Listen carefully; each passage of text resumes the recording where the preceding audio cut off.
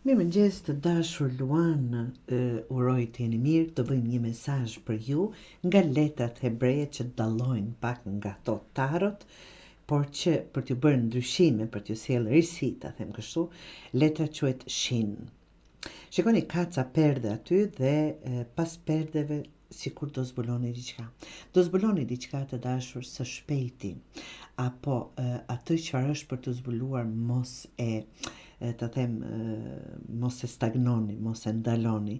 Je në prag të një zbulesje të dashur Luan, hap perden dhe përballu me të vërtetën që të pret, çfarëdo që të jetë ajo. Kjo letër në fakt simbolizon transformimin përmes vedijes. Drita është aty pas perdes, por duhet guxim të dashur Luan për të parë. Mund të jetë një e vërtetë për veten, një ndjenjë fshehur apo një rrugë që nuk po e shikon nga frika apo nga çfarëdo lloj arsye.